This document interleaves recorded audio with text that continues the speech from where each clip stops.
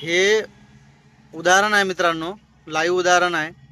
बाहेरून आपण काम केलं तर ते फिटिंग व्यवस्थित येत नाही। जी कंपनीकडून फिटिंग आपल्याला येते ती फिटिंग आपल्याला बाहेरून येत नाही। त्या 2-4 मुलांनी तर एवढा त्रास दिला ना जोपर्यंत पोहोचत नाही। असे पण कस्टमर भेटतात मला। आजपर्यंत मी उबेर, ओला, रॅपिडो चालवलं ना, ही रॅपिडोची ट्रिप होती, पण मला आजपर्यंत असे कस्टमर कधीच सापडले नाही। तर हाय नमस्कार मित्रांनो, स्वागत आहे तुमचं आणखी एका नवीन व्हिडिओमध्ये। तर मित्रांनो, रोजच्या प्रमाणे आपण लॉग इन केले, आपलाच व्हिडिओ बघतोय आपण याच्यामध्ये।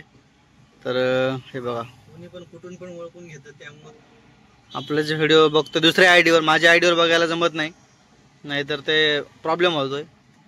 तर बघतोय की मलाच आपले व्हिडिओ कसे वाटतात ते माझं मीच बघतोय थोडं।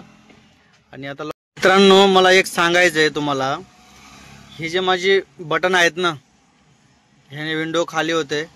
हे बघा, हे कसं म्हणजे आधी हे एकदम स्मूथ चालायचं आणि हे थोडं लूज झालंय आता।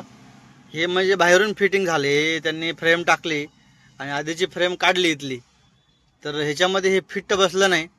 पार्किंग लाईट चालू केली तर पार्किंग लाईट बंद होत नाही, ह्याला थोडं हलवावं लागतं तेव्हा पार्किंग लाईट बंद होतं। हे उदाहरण आहे मित्रांनो, लाईव्ह उदाहरण आहे। बाहेरून आपण काम केलं तर ते फिटिंग व्यवस्थित येत नाही। जी कंपनीकडून फिटिंग आपल्याला येते ती फिटिंग आपल्याला बाहेरून येत नाही। हे माझं व्यवस्थित काम करत नाही, मला परत त्यांच्याकडे जावं लागेल, थोडं काय परत होऊ शकतं का बघावं लागेल। कारण की पार्किंग लाईट चालू केली तर बंदच होत नाही, त्रास होतोय बंद करायला, खूप इकडे तिकडे करावं लागतंय। तर असेसरीजवाल्याकडून काम केलं त्यांसोबत असं होईल म्हणून असं सांगता येणार नाही, पण माझ्यासोबत असं झालंय।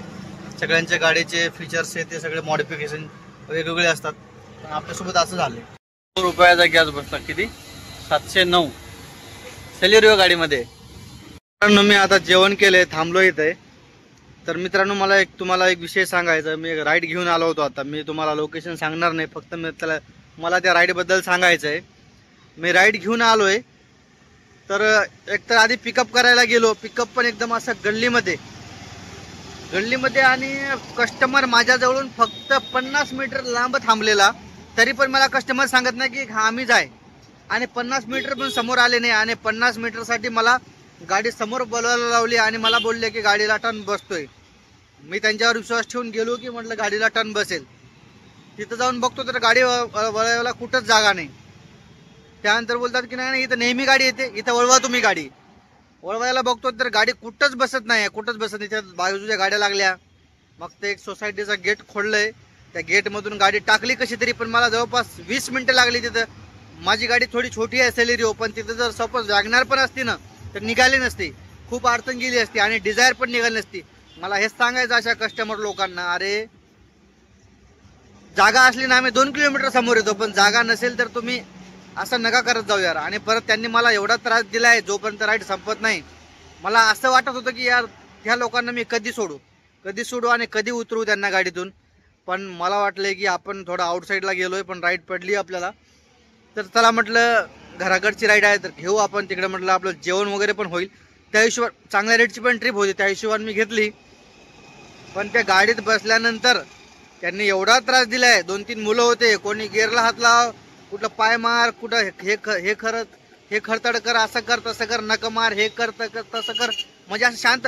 हो ते सोडा, लेडीज पण शांत बसल्या नाही। मागं माझ्या गाडीमध्ये डॉक्युमेंट आहेत माझे सगळे चेनमध्ये ठेवलेले, पॉकेटमध्ये, तर ते लेडीज मागून चेन मागं पुढं करत होते, म्हणजे कोणी शांत बसले नाही गाडीमध्ये।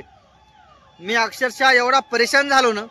46 मिनिटाची राईड होती, ती 46 मिनिटामध्ये झाली राईड, पण मी एवढा परेशान झालो ना तुम्हाला काय सांगू की म्हणजे मी आजपर्यंत कुठल्या राईडला एवढा परेशान झालो नाही। मी एवढा परेशान झालोय, तिथून डायरेक्ट मी बंद केलं, डायरेक्ट इथं जेवायला आलोय। आता कुठं माझा मूड फ्रेश झालाय। आणि तो माणूस काय म्हणतो की मला इथं नेहमी गाडी टर्न बसतोय, आणि मला माहित नव्हती ही गाडी इथं थांबलेली। अरे म्हणलं सर तुम्ही इथं थांबलेले आहे, तुम्हाला माहिती आहे ती गाडी इथं थांबलेली आहे, टर्न बसत नाही। तुम्ही म्हणलं थोडे, मी त्यांना आवाज पण दिलाय थोडं समोर या, तुम्ही थोडं समोर आले नाही म्हटलं। आणि परत ज्या लोकेशनला आम्ही पोहोचलोय त्यांना मी तिथंच आधीच बोललो की आता मी तुम्हाला गल्लीमध्ये कुठं सोडणार नाही, जिथं तुमचं लोकेशन आहे। लोकेशन त्यांचं रोडला संपलं होतं, परत सांगतात की गल्लीमध्ये घ्या।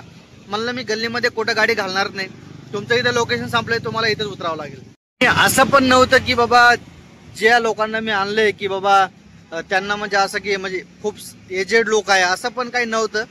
म्हणजे सगळे असे म्हणजे 35 ते 40च्या घरातले होते, की सगळे व्यवस्थित चालू शकतात। त्या 2-4 मुलांनी तर एवढा त्रास दिला ना जोपर्यंत पोहोचत नाही. माझं एवढं डोकं दुखत होतं ना. पण असे पण कस्टमर भेटतात मला. आजपर्यंत मी उबेर, ओला, रॅपिडो चालवलं ना, ही रॅपिडोची ट्रिप होती, पण मला आजपर्यंत असे कस्टमर कधीच सापडले नाही, कधीच नाही. फर्स्ट टाइम हे माझ्यासोबत झाले. म्हणून मी गल्ली बोळ्यातल्या ट्रिपा जास्त घेत नाही. मी IT पार्कमध्ये जास्त फिरतो. कस्टमर चांगले असतात आणि पिकअपला पण त्रास नसतोय. आणि मी रेटिंग देताना पण त्या कस्टमरची एवढी बेकार रेटिंग दिली, सगळं मी टाईप केलं व्यवस्थित आणि दिली. असं जर कोणी केलं तर रेटिंग द्यायला विसरायचं नाही, रेटिंग 100% द्यायची. तर असे लोक मित्रांनो त्रास देतात. पण आता माझा मूड फ्रेश झालेला आहे, जेवण वगैरे झालंय, मस्त थोडं फिरतोय अर्धा तास आणि परत आपण चालू करूया काम. तर असा विषय आहे मित्रांनो. गाडी घ्यायचा विचार करत असाल 10 लाखाची गाडी घेऊन असे लोकांचे नखरे सहन करावे लागतात. आणि कुठली ट्रिप आज तर ओला फक्त 90 रुपयाच्या आणि 80 रुपयाच्या ट्रिप वाजवायला लागले. मित्रांनो एका भावाची कमेंट आली माझ्या यूट्यूबच्या चॅनलला.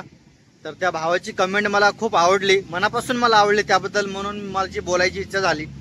भावाचं म्हणणं आहे की आजकालच्या जगामध्ये तुम्ही कुठे पण जावा की आजकालच्या जगामध्ये कुठं पण कॉम्पिटिशन आहे, स्पर्धा आहे.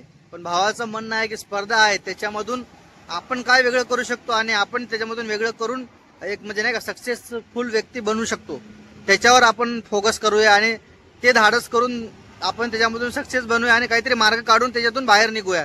कारण की आजकाल मित्रांनो एक चहाची टपरी जर लागली तर लगेच कॉम्पिटिशन, तिथं लगेच 2 चहाच्या टपऱ्या लागणार.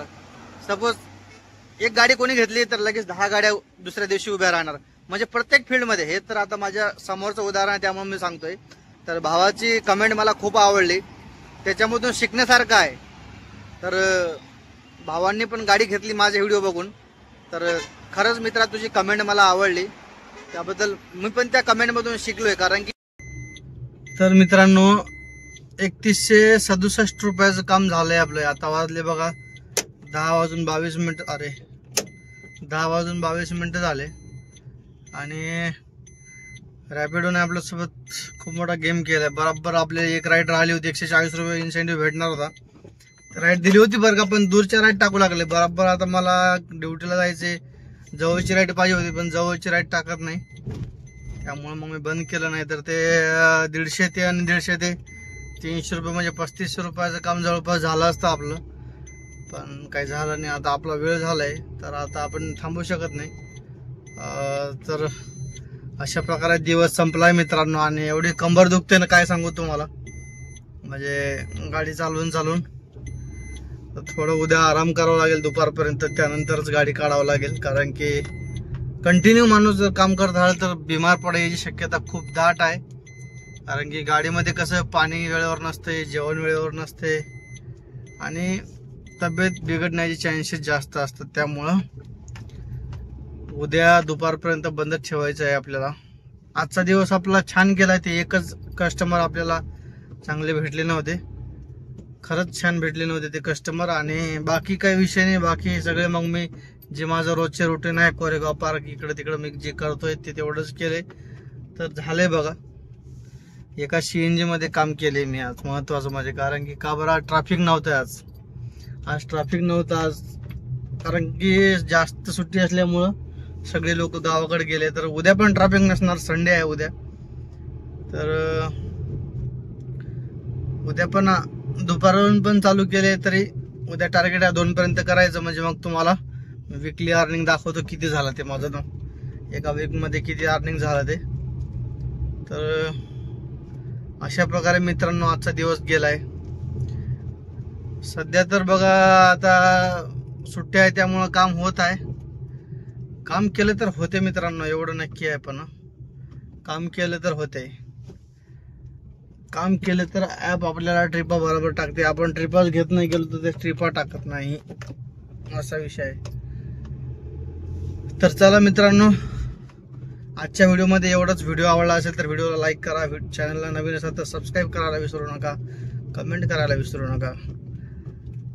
चला भेटूया नेक्स्ट व्हिडिओमध्ये.